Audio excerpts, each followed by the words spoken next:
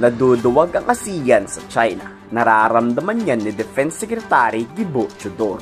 Matapos kasi ang lumalalang banggaan sa South China Sea, West Philippine Sea, Japan, South Korea, India at Australia lang ang may pake. Pero yung mas katabi nating mga bansa ng Pilipinas, tahimik lang at tila walang pakialam. Kung natatakot raw ang mga katabi nating mga bansa, pues hindi raw maduduwag ang Pilipinas na labanan ang China. Magkagulo kung magkakagulo, pero hindi raw hahayaan ng ating bansa na maging tuta tayo ng incheck. Pilipinas raw ang titindig kung naduduwag ang kalapit nating mga bansa. Yet, what is China trying to do? It's trying to break us apart.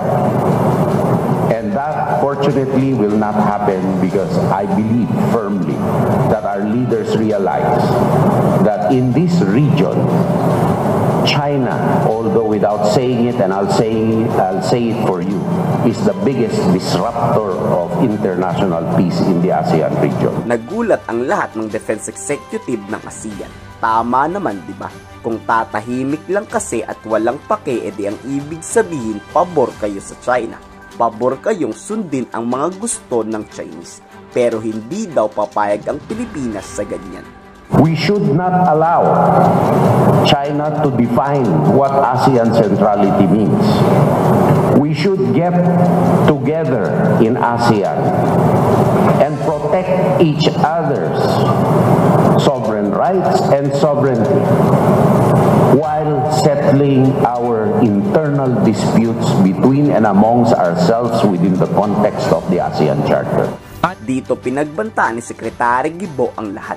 Hindi lang Pilipinas ang mawawalan pag tuluyang nakontrol ng China ang buong South China Sea, West Philippine Sea. Babagsak raw ang ekonomiya ng halos buong Asia at 1/4 ng buong mundo ay pagmamay-ari at hawak na ng China. Tinitiyak ni Secretary Guo na pag nangyari yan, obligado ang halos buong mundo na lumuhod sa China. Their gain, the world's loss.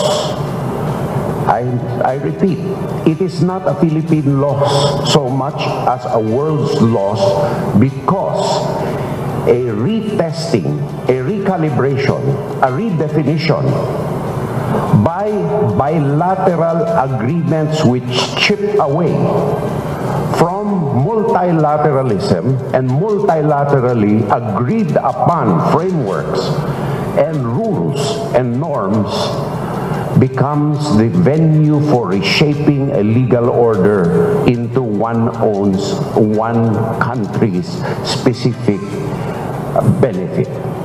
Gusto ng China ang baguhin ang pangkalatang batas. Batas na China ang masusunod sa lahat. Kaya nananawagan si Secretary Guo panatilihin ang international law.